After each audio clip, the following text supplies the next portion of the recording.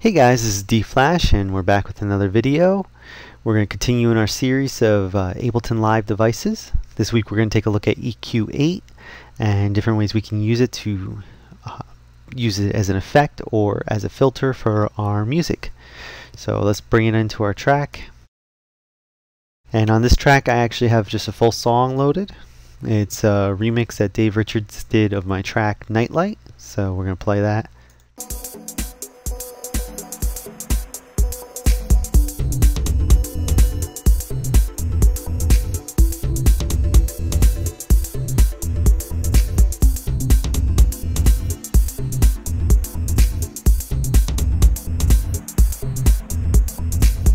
Okay, so that's the track, and what EQ8 does is it filters our audio to either open up more room in the mix for other elements, or to give a dramatic effect, or just to remove harsh frequencies or boost frequencies. So what you have is you have 8 different tabs, and those are for your 8 different filters. These buttons here activate each filter. And if you're not using one of them, you should turn them off because they actually do use CPU. So we're going to start with just one and work from there. So we've got our one filter, and it's at 100 Hertz, which is pretty much right out of your sub range and into the thicker part of your bass. And you have your gain, and that controls the level of the filter, if it's either going to boost or cut. And then you have your Q, which controls the curve. So if you have it boosting, you can tighten up that curve or widen it depending on what kind of effect you want to have. So we're going to leave it at the default. And then you have your different filters. You have low cut, low shelf, bell, notch, high shelf, and high cut. What low cut does is it cuts or boosts anything past the filter. So we can set it at in our low range, and anything past here is going to be cut, or we can adjust the curve and that will actually boost it. What our shelf does is a more gradual. So it will either cut or boost based on what's past that filter, and you can adjust the curve, but you could see that it's not as dramatic. So that just rounds off the lows, and you can just adjust the curve based on how you want it to, how dramatic you want that effect to be. So let's play the audio and I'll show you what that sounds like. So we're going to start with it off.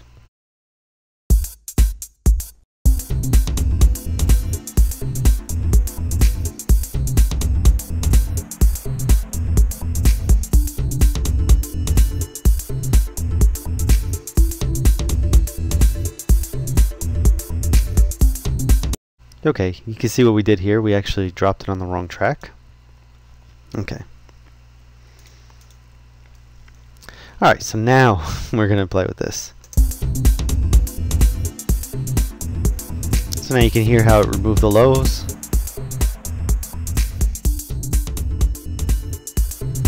So what you may want to do is, when you're either mastering a track or almost anything, you want to at least cut anything below 30 Hertz. So you use a low cut and you set the Q to be a little less dramatic, maybe the default, but then just kind of set it at 40 or 30, somewhere around there.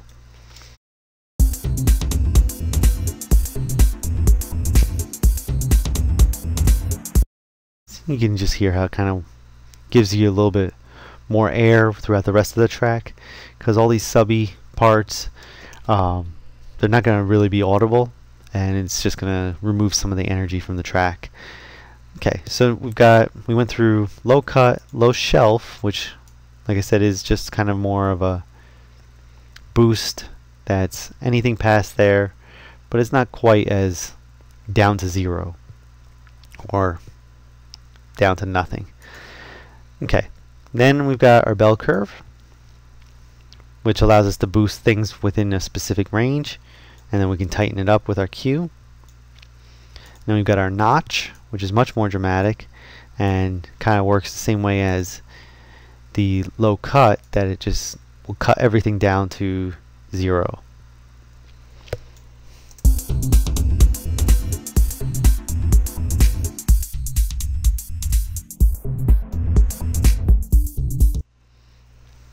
And then we've got our high shelf, which is just like the low shelf, just on the other side. And we've got our high cut, which will cut anything to the left of where the frequency range is. And now we have our mode. And what the mode does is you can run your filters either in stereo, and so your filters will affect both the left and the right at the same time, or you can do left and right. Now left and right, you have actually, for every filter you have 2 filters. So you have, for filter 1, you've got your left, and then when you hit edit, that's going to change it to right.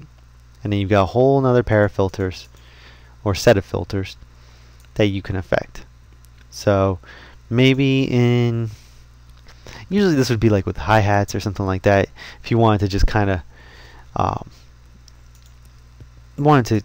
do a non-dramatic or subtle effect on the left and right. That's what you could do. You could have your left doing one thing and your right doing another, and you could tighten it up or just boost in different ranges. I don't think we're going to really hear that in this track. You actually do. So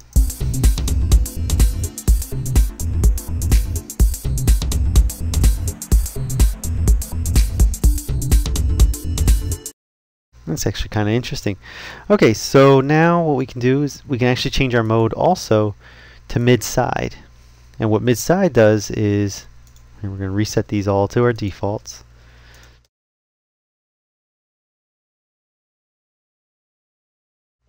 Now mid-side allows you to set a filter for everything in the middle, so nothing that is in stereo, everything that's in mono, and then everything that's on the sides.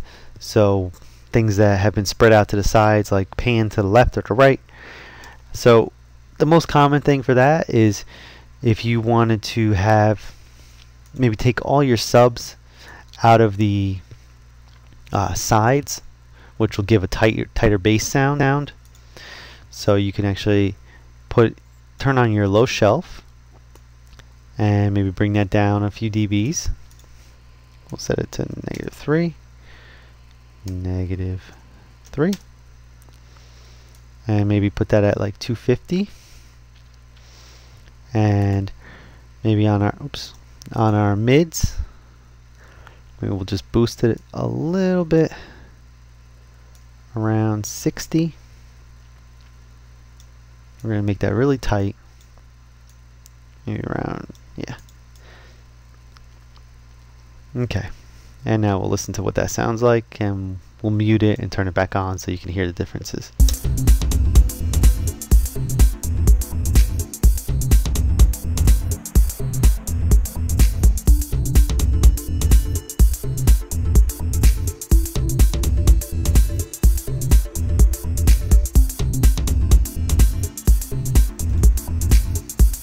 So you can just kind of hear how the kick kind of pops out a little bit more.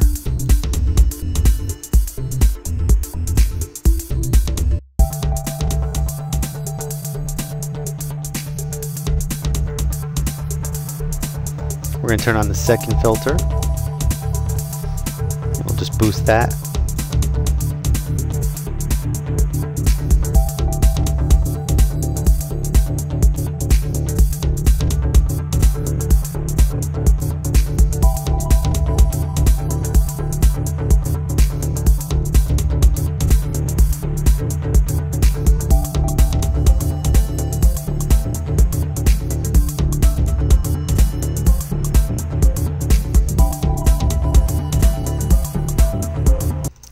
So now you can see, as we're going through here, let me expand this.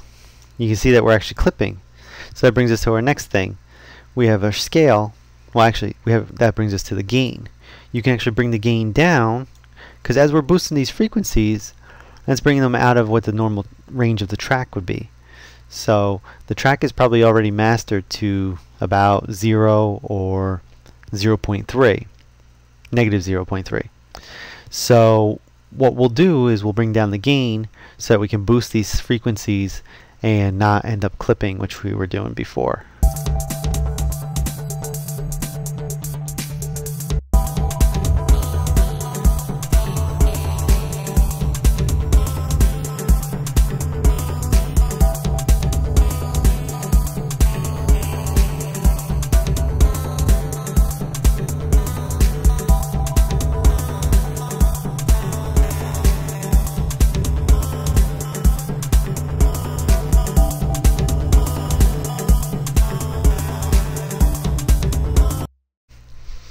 Okay, and then the final part that we have is our scale, which is currently set at 100%, and we can actually adjust this, and what that does is it adjusts how much of the filters are, how much of our settings take effect on the gain. So you can see here and here that as we adjust it, the filters get either grow or are reduced. And then as you're using EQ8, you can just keep adding more and more filters to shape your sound. So like I said, we can also use this as an effect. So let's say we wanted to make a high pass effect. We can just turn, or a high pass sweep. So what we can do is put it back in stereo. We can bring this over to set it to the max and maybe set our Q a little lower.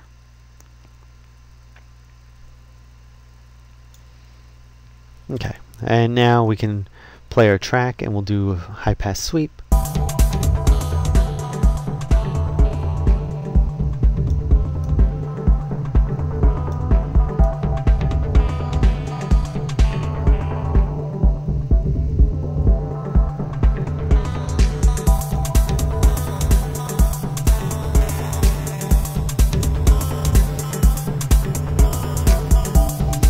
And that's EQ8. If you have any questions or comments, please leave them in the comments. And make sure you subscribe so that you can keep getting the new videos. And thanks for checking this out.